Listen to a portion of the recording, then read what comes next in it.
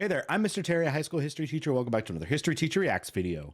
All right, as an American, I hear all the time about our gun culture, especially from all my non-American friends. They can't believe how obsessed we are with our firearms. But the question is, where does this originate? This love for our gun culture? Well, I wanted to see another non-American perspective of this. So I'm headed back to the popular channel Kraut, because he's got a video that's titled, The Origins of American Gun Culture. So I'm going to comment on things that I know, especially about American history, and then I'm interested to see this interpretation, and hopefully we can all learn a little bit together today. All right, the original video is down below. Make sure you're supporting that. And of course, follow along with me for more fun stuff like this. All right, let's go. Boy, howdy. Let's go.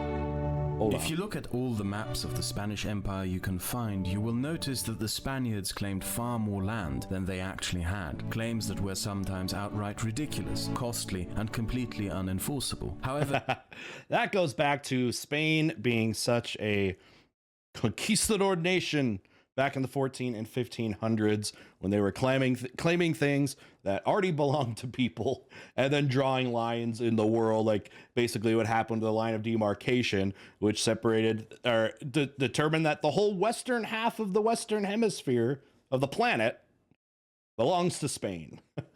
Looks great on a map. In North America, not only did they claim more than they actually had, but being that they were the first to colonize the American continents, one has to wonder why they failed at enforcing all their claims. There were tens of millions of people already here.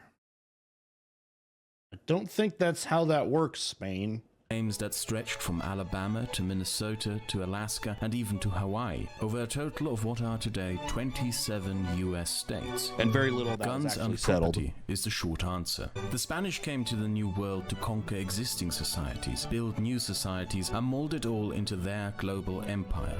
Unlike the Dutch, British, and French, who mainly had financial interests, the Spanish idea of empire had more in common with how the Romans built empires. They wished to export the Spanish way of life, assimilate conquered people into their society, and enforce a Spanish social structure upon their subjects. Hit the brakes. All right. It's absolutely still about money. Okay. They're looking for gold and Christians. Okay. And that is what is being looked for here. You see it in the original, journals from Christopher Columbus, where they're trying to derive if there was going to be wealth here in the Americas. And of course, in his instance of just being in the Caribbean, didn't find those great quantities, but at least heard rumors that there was a lot. No, it's very much financial. It's just the difference, maybe the extra part of trying to impose more religion with Catholicism there. Yes, there was much, there was an added thing, but to say it wasn't about money and it was more about culture, that is hard to substantiate. And I don't think it's gonna fly. Okay. They're going to create the largest economy and a global gold and silver empire. I mean, they are going to control the highest percentage of the world's silver in places like Potosi, in Bolivia, and completely dominate the European to Asian trade traffic, because in Asia, places like China, they only want gold and silver. They don't want manufactured goods.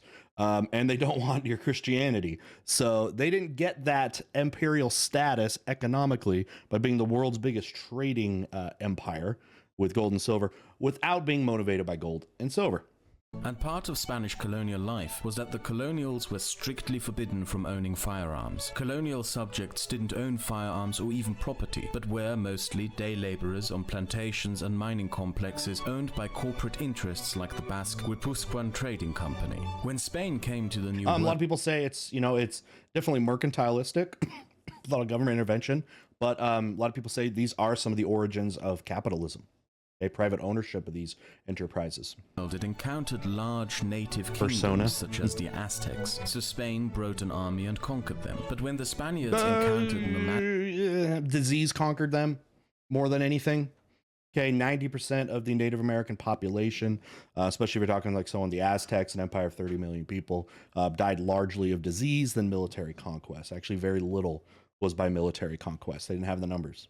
nomadic native nations in places like Chile, Texas, Venezuela, and New Mexico, they ran into trouble. You can conquer Tenochtitlan, but how do you conquer a constantly moving group of peoples not dependent on one particular spot of land? The Spaniards encountered the same nomadic warfare that bested the Romans, Russians, and Chinese before them, and since they banned their citizens from owning firearms, the only way a semblance of security could be established was by an expensive military presence. In short, it was only safe to live where the Spanish crown stationed troops. Elsewhere, well, not so much. Caracas was burned down by a native warband when it was ungarrisoned by the Spanish army. The Spaniards And they didn't need guns for that. fought an almost 300-year-long war with the Apaches, Suma, and Mansu throughout northern Mexico, Texas, Nevada, and New Mexico. And unlike the wars we know from popular culture involving the Americans from much later, the Spaniards lost. Ranches were burnt to the ground, mines destroyed, and entire towns pillaged and burnt. The Spanish army was hopelessly lost in this vast region, perfect for ambushes and hit-and-run attacks. Spanish settlers were barred from owning any firearms or form militias to defend themselves. There are a lot of reasons why the Spanish are going to collapse, and not just of their imperial rule was still very much intact. That was not an issue. It's more about global competition. I mean, Spain really thrived because they were among the first with the Portuguese to really try to create these global empires. But then later on, you get the British and the French, who are, you know, a little more robust nations that are going to be able to take imperialism to another level. Also add the Dutch in there with that. So they did just fine keeping their empire, even with these ambushes and guerrilla warfare tactics. Whatever expedition pushed further north and to the east didn't fare any better. Spanish expeditions sent to explore and settle Georgia, Alabama, and Mississippi just disappeared, and presumably because they were wiped out by the Cherokee. Then in the 1600s, the Spaniards started executing Pueblo shamans for sorcery and witchcraft. The Pueblo, who were a settled people, rebelled and kicked the Spaniards out of Santa Fe and the Rio Grande Valley, restricting Spanish activity to southern Texas and California from then on. Well, the biggest thing is Spain overextended itself. I mean, they were trying to control, and it was way more important to them to control more like Central Mexico and South America, specifically for the mining opportunities. You go up north to like New Mexico or Texas or something like that, and further north, it doesn't have the economic value that, and again, I said economic value, right? Because that's still the big part of this. Didn't have that up north. So they weren't going to fight for that nearly as much as they were to hold on to the more viable economic places. The Spanish colonial social order didn't allow for a successful settling of this area, as it was unequipped to conquer and assimilate nomadic natives or patrol the vast lands. And it wasn't, mostly it wasn't. The British had there's a reason why those areas have been difficult to colonize and settle in high numbers. It's why pretty much small scale nomadic tribal life is the only thing that has survived in the American Southwest. If you go down there and look at the climate and geography, you know exactly what I'm talking about. It's amazing that people could even live there in the first place. All right, America. Okay, so we got the Spanish out of the way. I did find a bunch of things I think weren't, I don't know, just for my maybe neglected or anything, but I think there were other elements that I think needed to be discussed there with the Spanish. So let's see what's going on with the British. a completely different colonial policy. They explicitly encouraged their colonial subjects to own firearms. More than that, they handed out the land they had taken from the natives to settlers. And that land, aka property, is the reason why most of these settlers came in the first place. Correct. Europe was a mess of... It was not about fleeing religious persecution. Yes, there were groups. You hear about the groups on the Mayflower. No, go back to Jamestown and the and early English settlers. It was about trying to get wealth more than anything. So it's actually, you know, if he's making this point, yeah, definitely like a 180 flip between what he was saying the Spanish was, which was more about culture, and for the British, it was nothing to do with that. Large landowners, serfdom, high grain taxes, and famines. Political rights, if existent at all, were also tied to how much property a person owned. Having a plot of land that was your own was a prospect irresistible to many, and irresistible to the British Crown was what these settlers would do on that property. Buy slaves, grow cash crops, sell them to British trading companies, and thereby increase the wealth of the empire. And let's note that things like tobacco and stuff were things introduced by the Native Americans, which is what saved the butts of the English settlers when they came over hoping to do farming and all that. They were completely inept and were starving to death, literally, in those first instances. The Native Americans that taught them how to be able to plant in sandy areas, and then introduced them to tobacco. So yes, that is how they got their help there.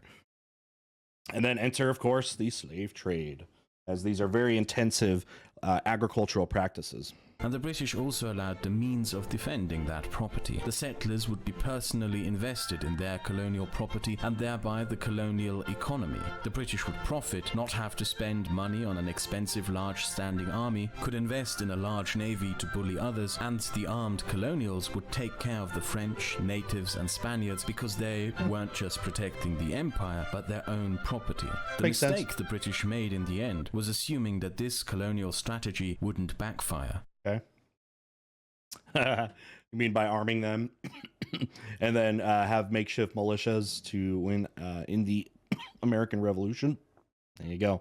And with that importance of gun ownership, go right to the Constitution, and then get your Second Amendment rights.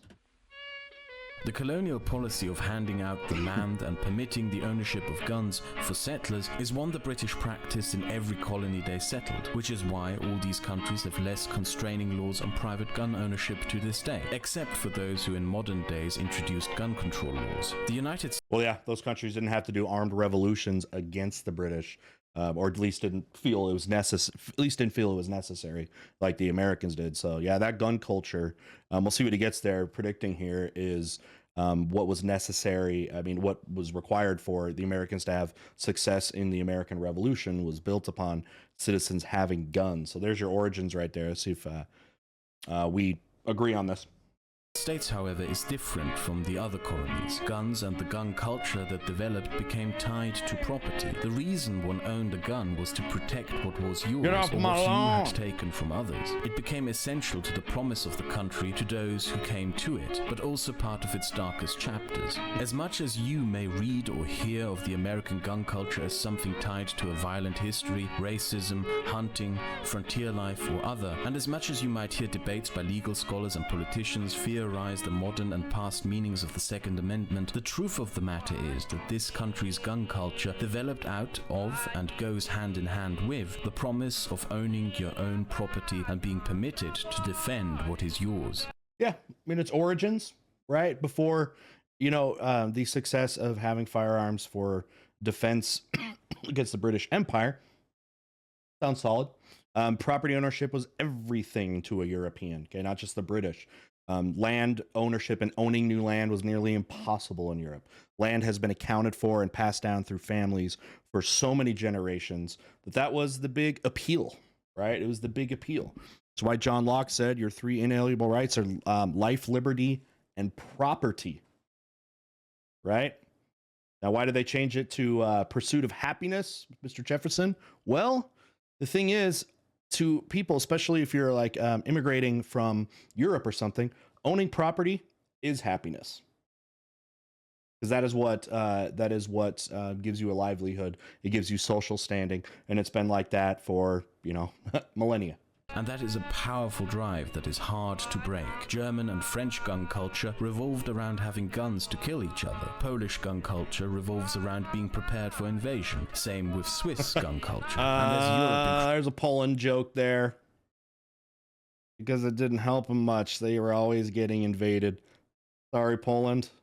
Increasingly became a more peaceful Your day's place. Coming, These Poland. gun cultures You're and gonna be with good. them the You're gonna be ownership good. of guns eroded or were drastically changed and reinvented. The United States have barely enacted any regulations to limit ownership of firearms, even when a sizable amount of the population used said firearms in an armed insurrection to keep slavery legal. If the Americans didn't restrict firearms ownership after they were used in an attempt to keep slavery legal, I doubt they will do so now after massacres and increased gun crime.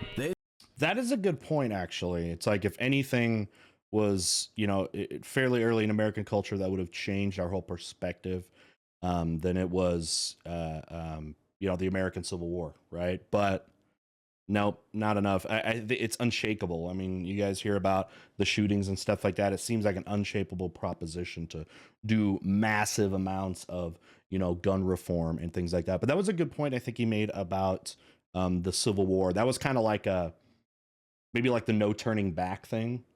Like there was no turning back from that. It's like, if you're not going to turn back on gun culture with the American Civil War, then you're not going to do it for anything. And maybe that's right. What do you think? Let me know down below. There is, however, one thing that is steadily undermining the United States gun culture and might eventually be its undoing, something that is largely unnoticed in the modern gun debate. Ownership of private property is on the decline. And with the American gun culture being so deeply tied to property rights, what is most likely to in the end change the legal landscape on firearms in the United States is the change of American society itself from property owners into indebted rent-paying day laborers. Yeah. And that is the trajectory. More and more land is being consolidated. Prices are rising for homes, which means that really, the wealthy are the ones with the future that are going to eat that up, and then we will be actual ownership of land of homes is on the decline big time, and it's being more and more consolidated in the hands of a few, where we are going to be much more indebted to landlords. Some people I've heard this say this. What do you guys think of this? That because of that trend, that in the United States we're heading to feudalism. Something we've never experienced in the history of the United States. What do you think about that proposition? Let me know. All right, that's it. Okay. All right, I'll give you my final thoughts. All right, thanks to Kraut for making this video. It's great to get that perspective. Again, I love to have the perspective of someone that's like a non-American and bringing in, history there. So you heard my things, things I was trying to add, especially with the Spanish, kind of the history of the Spanish in the Americas. But there were some good points that I'm definitely considering and now really thinking. A couple of them were that I was really into is that it originates with defending your land. That makes sense, especially for like the earliest source of origins for this.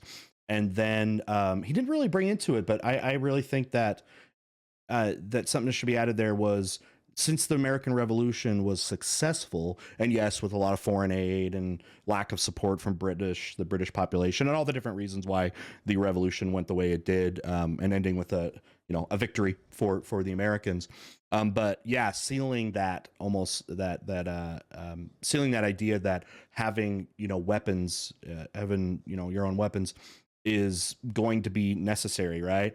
And is something that was shown to be successful and maybe necessary for a nation to be able to do that. And yeah, that was something I would have added, I think, to tie into that, because it was kind of a seemingly kind of a gap, it looked like, between the property ownership and then maybe like the Civil War, which again is about owning, about territory and stuff. But anyway, that's something I would have added.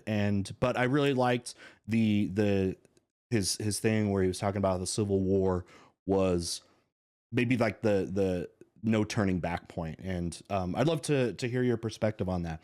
And he had another one, and just to add to that too, what do you guys think would be required to end the American gun culture? What kind of event or something like that do you think that would require? Okay, with that, I'd love to hear your comments. Okay, thanks again for Kraut for making this video. The original video is down below. Make sure you give it the view, like, subscribe. If you like what we did here, got a lot of content like this. I want to hear from your ideas too about what you want me to see. Love to have you as a sub. Thanks for liking the video, and we'll see you in the next one. Bye.